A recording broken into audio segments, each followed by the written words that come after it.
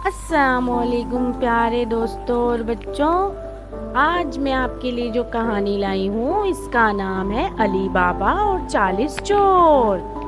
ایک زمانے کا ذکر ہے کہ علی بابا نام کا ایک لکڑہارا ہوا کرتا تھا۔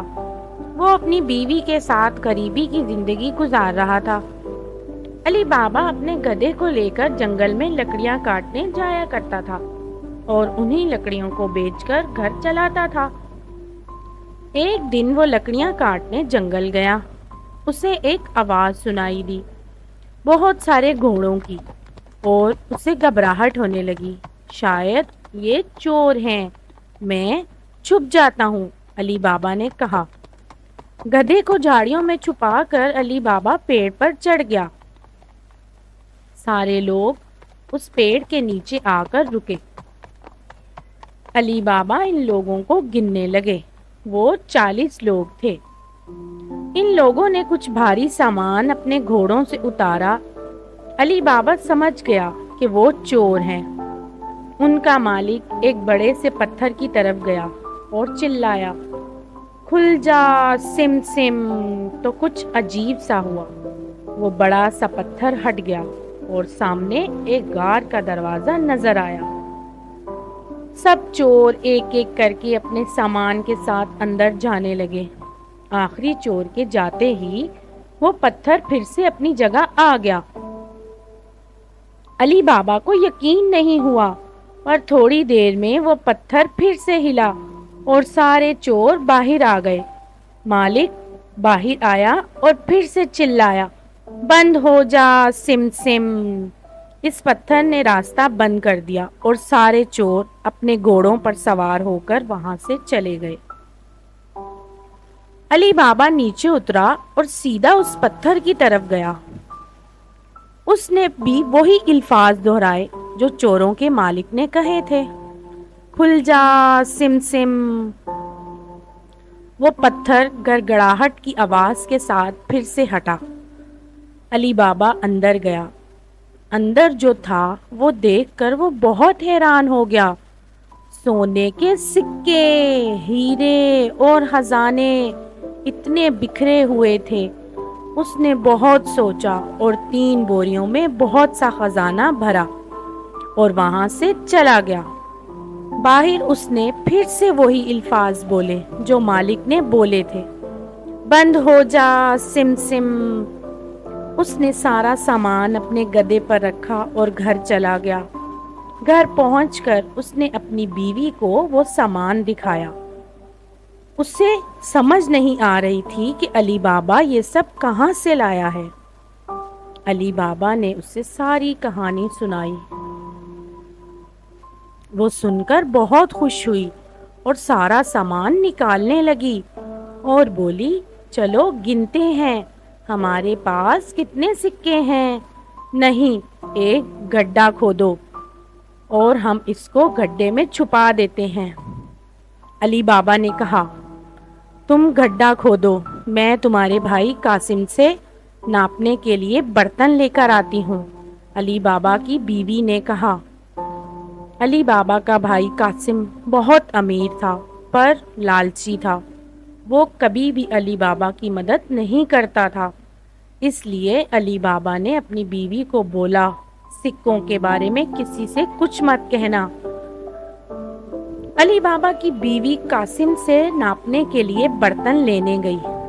قاسم کو دال میں کچھ کالا لگا تو اس نے پوچھا، تمہیں کیوں چاہیے ناپنے کا برتن؟ اس نے علی بابا کی بیوی سے پوچھا۔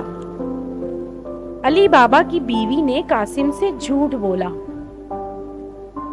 قاسم کو اس کی باتوں پر یقین نہ ہوا۔ اس نے چپکے سے برتن کے نیچے شہد لگا دیا۔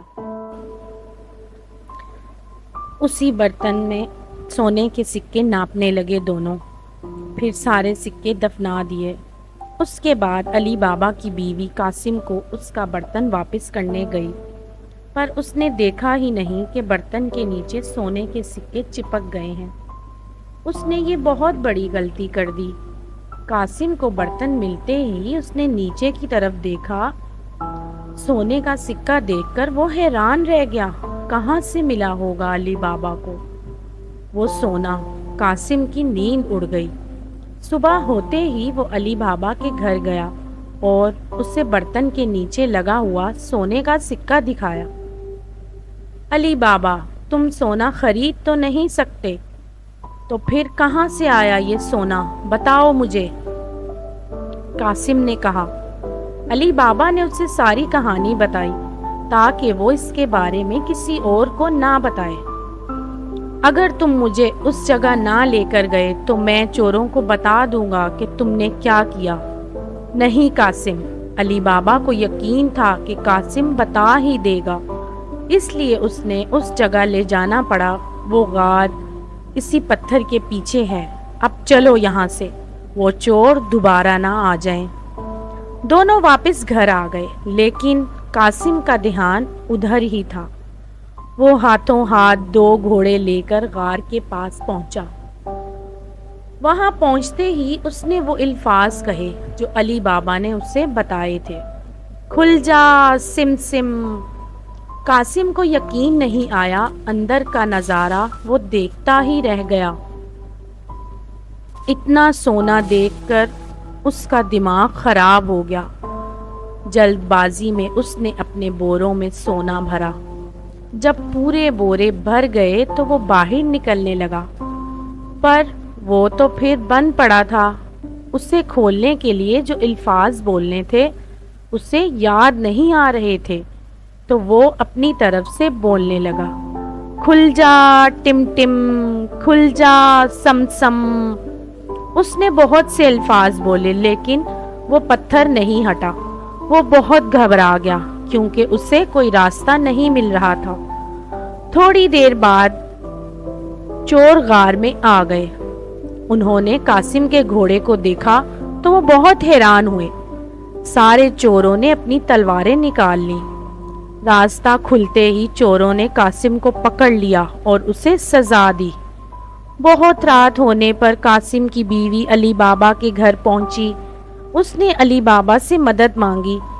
علی بابا کافی پریشان تھے۔ وہ غار پہنچا تو اس نے قاسم کے گھوڑے دیکھے۔ تب اسے سمجھ آیا کہ قاسم کو چوروں نے مار ڈالا ہے۔ اس نے سب کچھ اپنی بیوی کو بتایا۔ پھر انہوں نے فیصلہ کیا کہ یہ بات وہ کسی کو نہیں بتائیں گے۔ کچھ دن بعد علی بابا اور اس کی بیوی قاسم کے گھر رہنے لگے۔ انہوں نے اس کا کام کاج سنبھالا اور ترقی کی۔ وہ دن بدن امیر ہوتے گئے۔ اسی وقت چوروں کے مالک کو سمجھ آیا کہ دن بدن سونا کم ہوتا جا رہا ہے، تو اس نے ایک چور کو نظر رکھنے کے لیے کہا، شہر جاؤ اور دیکھو کہ کیا کوئی نیا امیر ہوا ہے اور بہت خرچہ کرنے لگا ہے۔ چوروں کی نظر پڑی علی بابا پر، جو سونے کے سکے لے کر بازار میں گھوم رہا تھا۔ اس نے اس کا پیچھا کیا۔ علی بابا کے گھر جاتے ہی اس نے دروازے پر ایک نشان بنا دیا۔ شام کو قاسم کی بیوی گھوڑوں کو پانی دینے گئی تو اس نے وہ نشان دیکھا تو وہ سمجھ گئی کہ کوئی مصیبت آنے والی ہے۔ اس نے سب دروازوں پر ایسا ہی نشان بنا دیا۔ صبح ہوتے ہی 40 چور علی بابا کا گھر ڈھونڈنے کے لیے آئے۔ تب انہیں سارے دروازوں پر ایک ہی نشان دکھائی دیا۔ وہ ہار کر واپس چلے گئے، پر ان کا مالک ضدی تھا۔ اس نے حلیہ بدل کر اسے ڈھونڈنا شروع کر دیا اور چپ چاپ علی بابا کے گھر پہنچا۔ دروازہ کھٹکھٹایا تو علی بابا باہر آیا۔ میں بہت دور سے آیا ہوں، تیل بیچنے نکلا تھا۔ میں نے سنا ہے کہ آپ یہاں کے بہت امیر انسان ہیں، کیا آپ خریدیں گے؟ علی بابا نے چور کے مالک کو تیل والا سمجھ کر رات کے کھانے پر بلایا۔ تیل کی 40 بوتلیں لے کر وہ علی بابا کے گھر پہنچا۔ علی بابا نے اس کی بہت خاطرداری کی۔ علی بابا نے چوروں کے مالک کو رات رکنے کو کہا اور اس نے خوشی خوشی ہاں کر دی۔ جب سب لوگ کھانا کھا رہے تھے تو قاسم کی بیوی تیل کی بوتلیں دیکھنے گئی۔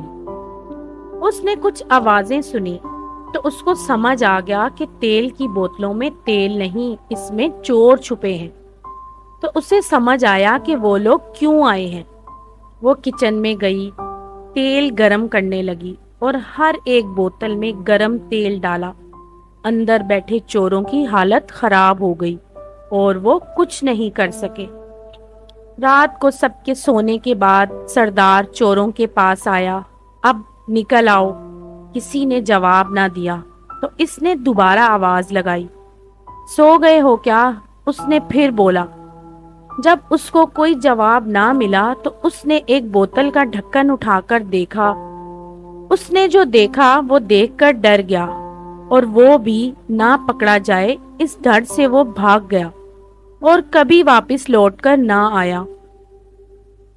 اگلی صبح قاسم کی بیوی نے سب کو بتایا۔ اب وہ بنا چوروں کی پرواہ کیے بغیر ہنسی خوشی زندگی گزارنے لگے۔ تو دوستو، اگر آپ کو یہ کہانی پسند آئی تو میرے چینل کو لائک اور سبسکرائب ضرور کیجیے گا۔